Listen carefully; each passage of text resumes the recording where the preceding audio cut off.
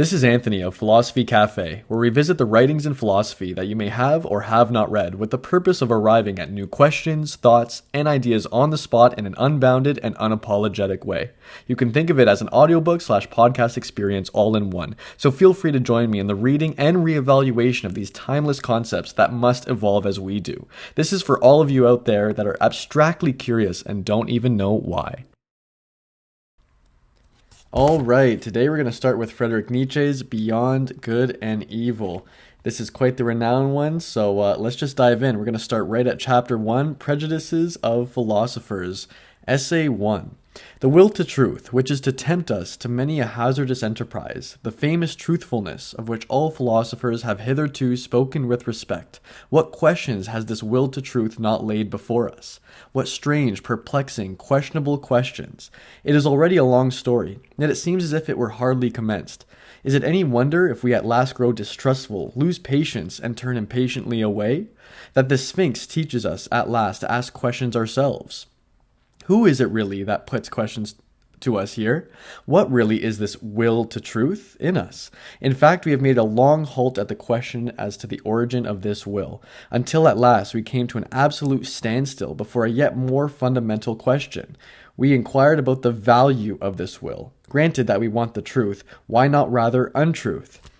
All right, there seems to be so much to pick apart here, right as Nietzsche starts off strong, and he looks at questioning the presupposition itself of seeking truth. So rather than questioning truth or trying to understand what it is, which is what philosophers had tried to do and still continue to do and have been for centuries and millennia and so forth, he tries to take a step back here.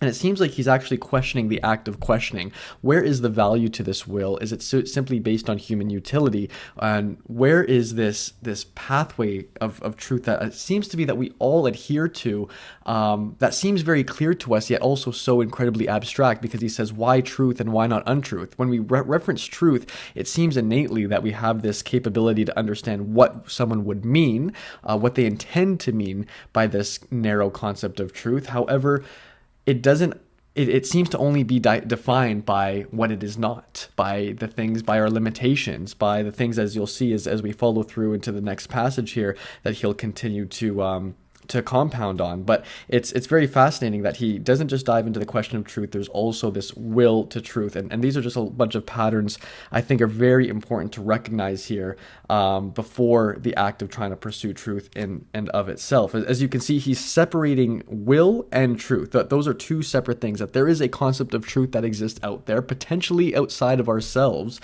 but then there's also this will. And I think the question here that we must ask ourselves is this will towards truth a choice of ours, or is this something that's inherently embedded within us without actually questioning truth itself? It seems like there's this natural veneration of truth already, and this will is this calling. We feel so compelled to it, and we almost don't know why.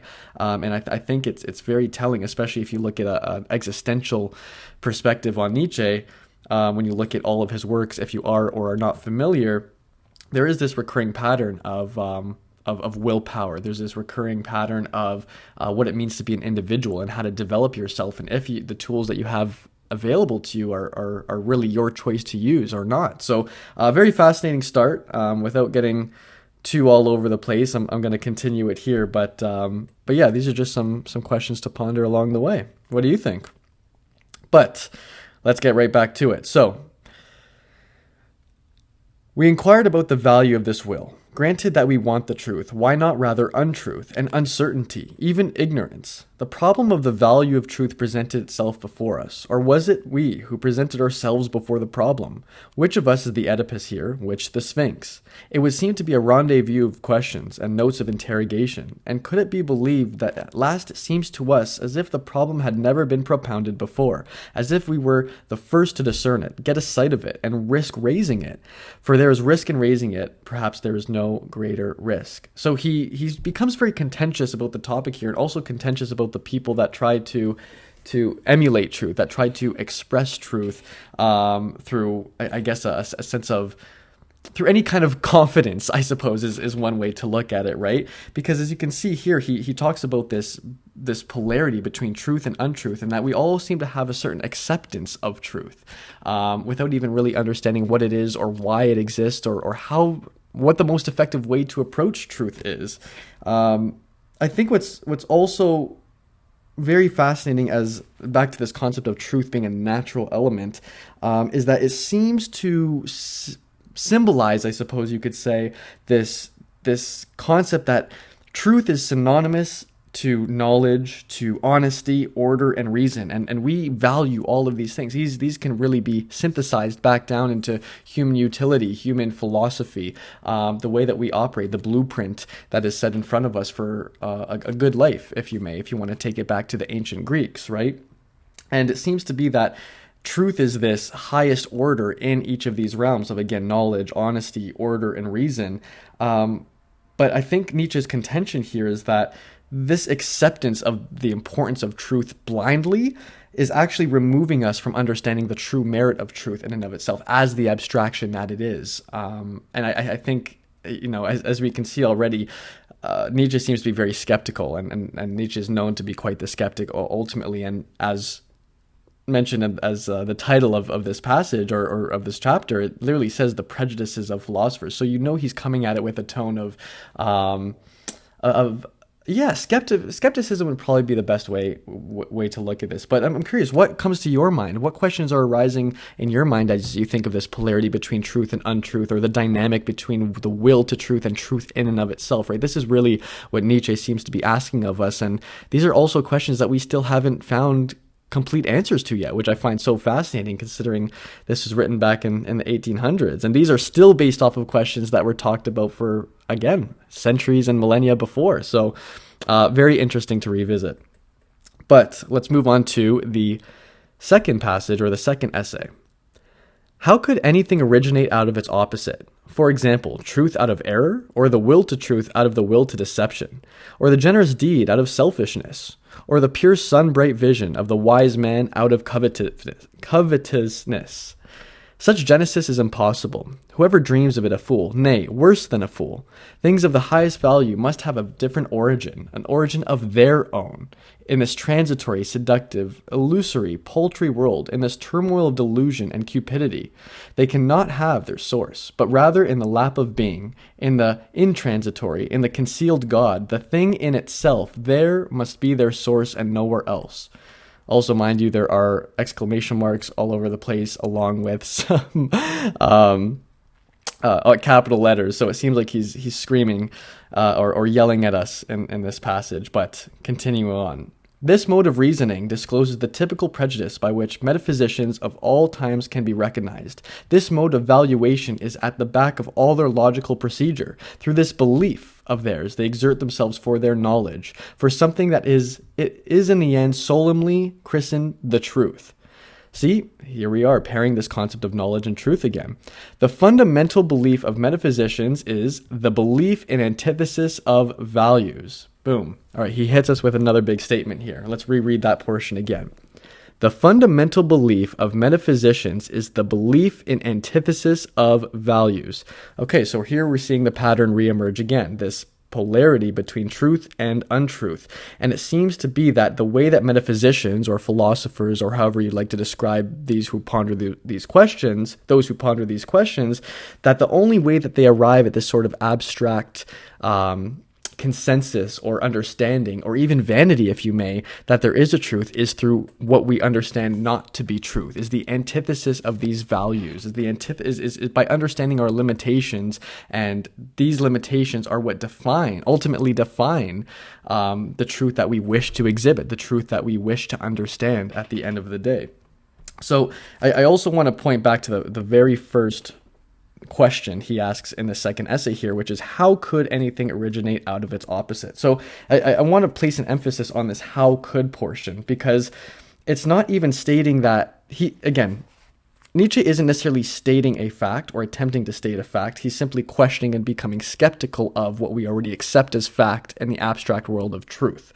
So, back on this emphasis of how could anything originate out of its opposite, he's not even stating that something does originate out of its opposite. Instead, he's asking how could it originate out of its opposite. So what would be the actual function that's carried into practice that allows something to not be able to propel into for anything to originate out of its opposite? Is that just a human doing? Is that just is that just a lack our lack of ability to conceptualize the abstract and to conceptualize truth? Is that we automatically regress into this concept of originating out of something's opposite because we only understand things based on what they are not sometimes, right? And these are where we get back to the concepts of limitations and boundaries and definable substance. We understand things by not just what they are in essence, but also by what they are not and relative to the other things around them. And because truth seems to be this ultimate highest order aim of the abstract, it appears that the only way that we can conform to it or identify it is by what it is not. And I think Nietzsche is saying, how could anything originate out of its opposite if there is an opposite to truth? And what does that say, not only about the nature of truth, but what does that say about ourselves at the end of the day, and how we conceptualize problems, and how we conceptualize that of what we don't understand, and how we conceptualize the unknown, and so forth, right? Let's just take a pause there, because there is a lot to think about. And again, we want to come up with some new, authentic ideas and questions ourselves in the midst of all this. That is the purpose, right? But again, Nietzsche is really wondering here how this could be permitted, how anything could originate out of its opposite, especially as I want to continue down this passage, which becomes very, very relevant. He says, "It never occurred, even to the wariest of them, to doubt here on the very threshold where doubt, however, was most necessary, though they had made a solemn vow, de omnibus dubitandum," in Latin, if you caught that, which I'm sure I did not say correctly. But yes, the omnibus dubitandum, which does translate to essentially doubting everything, right? So, for it may be doubted, firstly, whether antitheses exist at all, and secondly, whether the popular valuations and antithesis of value upon which metaphysicians have set their seal are not perhaps merely superficial estimates, merely provisional perspectives, besides being probably made from some corner, perhaps from below, frog perspectives, as it were, to borrow an expression among current painters. Okay, so if you notice what Nietzsche is doing here, his skepticism is really being highlighted, and he's really pointing the finger at all the attempts by metaphysicians and or philosophers of his time or the past at raising the question of how to approach truth, why is truth valuable, in the name of doubting everything. Yet they didn't even doubt the presupposition itself of how they were approaching truth. Like what were their assumptions? What was already self-evident about truth that they did not question, that led them to these pompous conclusions about what truth might be? And again, it's such a weird way to start off his work, his writing like this, because we haven't even defined the parameters for truth, or we don't even have reference to what other people had said about truth. So we kind of have to fill in those gaps ourselves if we haven't read the literature before. But if you're familiar with Kierkegaard, he was a huge proponent of doubting everything. And even as a faithful human being as he was very critical of the concept of faith, being that you cannot approach it blindly, and that you need to utilize your reason to its greatest extent and then take the leap of faith, which is the most effective way, he would say, to go about it. Or of course you have your Descartes, where they literally think that you have to doubt everything. That's how we got to the famous quote, "I think, therefore I am," because that was the most fundamental acceptance or experience that one had in life, is that they knew that they were thinking in Descartes' eyes, right? So I think Nietzsche here is still pointing the finger and saying, look, guys, I appreciate the intensity by which you really want to understand and tackle this question of truth, and therefore knowledge and reason. However, we haven't even taken a step back from ourselves and asked, what are we automatically assuming in the process of doubting everything? We think that we're doubting everything when really we're not. We haven't doubted our presuppositions about ourselves or the reason that we want truth. That's why there's still so many open questions, such as what is our will to truth? Did we even have a choice to tend to truth, or is this just something that's embedded within us, right? So he's taking this opportunity to become skeptical about philosophers, and he's not taking any prisoners along the way. And this really seems to be informing his approach here. So it's really cool to kind of see the temperament or even attitude of Nietzsche in this state. I wonder if he was frustrated even while writing this. But he's really trying to get down to the bare bones of what it means to be a seeker, a questioner of truth in the first place. So let's go back into this other concept he really highlights, the antithesis of values. So it seems to be that he thinks that this is a fundamental axiom that all philosophers have sat on, that experiencing this brush of polarity on the canvas of truth is more so. It's not that truth in itself is an answer or a final statement, but truth seems to be a presupposition that operates as an either or, right? So whatever we define as truth or define as not truth is really not the answer to truth itself. It's actually more just telling about how we view life, and that we view life in this either or standpoint, that we have a presupposition, that of which we have yet to question in his eyes, a presupposition of, let's say, where does knowledge come from? Is there a source to knowledge? Is it inherent? Is intelligence something that emerges out of a sense of conscious beings, or is there actually a source for knowledge and consequence that exists that we must adhere to, right? That we must be receptive to, if you may, right? So this approach to truth is not really very telling of truth of ourselves. Again, it's also much more telling about ourselves, if anything. And does it mean that I guess something that we can ask ourselves from this point on is, does this mean that the most fundamental axiom might not be the antithesis of values, but it's actually just polarity?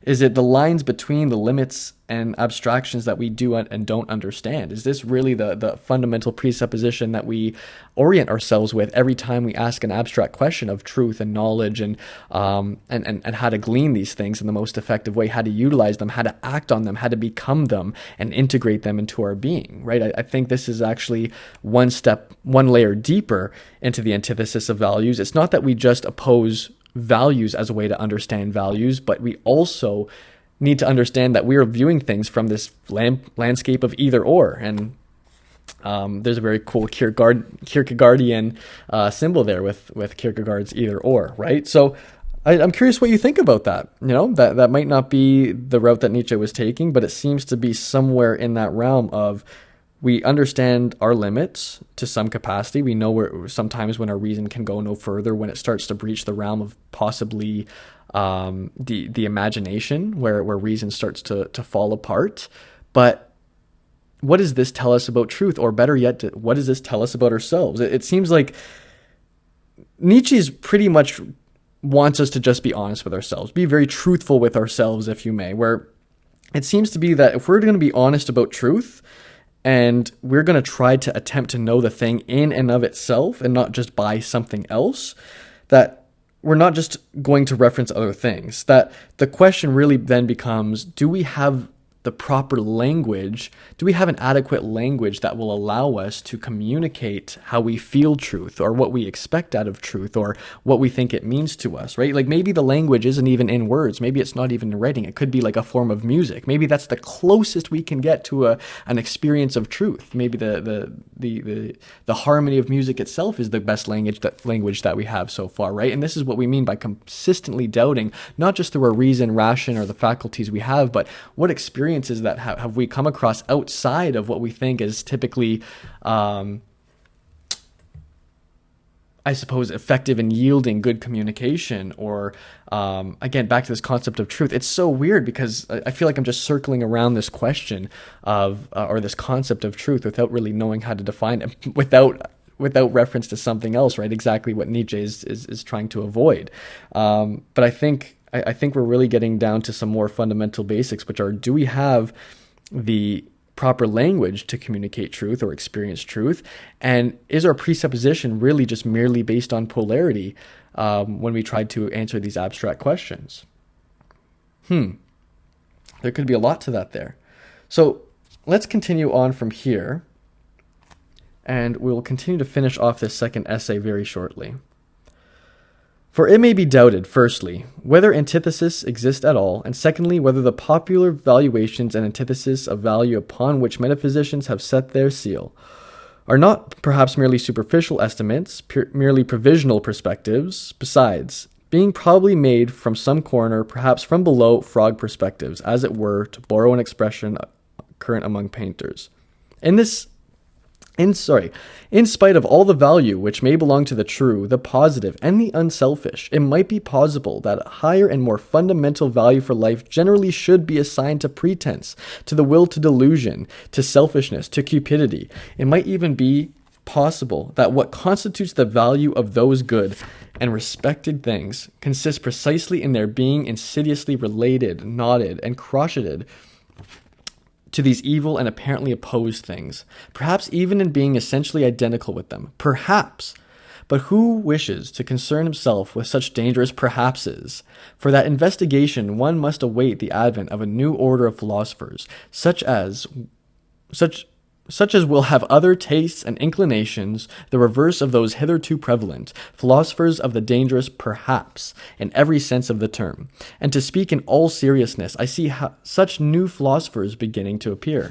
Okay, some optimism coming about, saying that we do need a new line of thought in order to attend the question of truth and the perhaps that comes with this truth, that we aren't even certain, again, about the presuppositions we have about truth or untruth. And he references this or carries this thought forward by saying we actually need a new type of philosophy. And what's really cool here, because I've gone through quite a bit of this work before, is that he will start referencing the philosophy of good and evil and how we do need to start viewing them differently and not just as polar opposites, right? And rather to integrate them, but I'm sure we'll get to that at some point. So it's really cool to now see retrospectively how he lines this up for the future of his writing here. But he also references the preconditions that assume a lack of truth, and in some ways this might be more important because it highlights the human error that's inevitable at every attempt to describe truth. Again, he mentions the will to delusion, to selfishness, and so forth, right? He says that these things must be understood, they must be captured, almost capitulated to, because this is actually going to describe our nature much better than just having an answer to truth in and of itself. And it seems that even though so many of these philosophers claim that they are the most doubtful, they rarely doubt these errors in and of themselves, right? Because they fail to recognize that they have the wrong approach in Nietzsche's eyes and don't approach truth out of pure curiosity, possibly, but maybe it is just intellectual vanity. Like, who knows what's informing these other doubters' concept of truth, right? And especially when it's in the name of doubt. So this vanity might tell us much more about value than the value of truth. And I really think that is the underlying assumption here. I really think that is the tether that's dragging these first two passages along, right? Again, it seems kind of scattered, and I apologize if it seems all over the place, just because we haven't defined the goalposts of what it means to constitute truth in and of itself, especially without reference to other understandings of truth, right? We're just kind of diving in right from the Nietzschean perspective, and he comes out hitting hard. That's for sure. There's no doubt about that. But I would love to hear what might be going on through your mind as you listen to these passages, as you read them and take a deep dive into them yourselves. I just think that the main takeaway out of this is that we must question our reason for questioning in the first place. If we're going to question truth, let's not just question the act of truth, what it means or what it is, but what is its value, what are we opposing it, and what assumptions do we have even about that informs how we're going to try and answer truth and what it means to us, right? Again, is it back to human utility? Is it only bound by I guess maybe a better way to put it is it only as comprehensive enough as the language we use to understand it, such as through words or through writing, or like I said, through another type of of communication, such as music or math or that of what we haven't even discovered yet, right? These all inform our angles and perspective to truth. And truth, as you know, as an overarching term, as abstract as it is, we also need to ask ourselves, I believe, like, why do we care about truth? It seems to be that there's something inherent within us. We've been asking this question of what is truth? Why does it exist? How do we attach ourselves to it, or at least use it?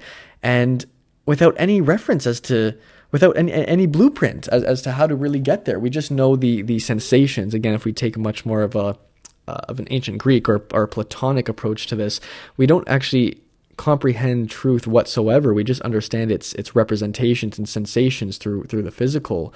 And I think that from a mental standpoint, these seem to be these pillars of knowledge and order and reason that we have available to us as humans. And that seems to emulate, or as close to emulate, truth as we can.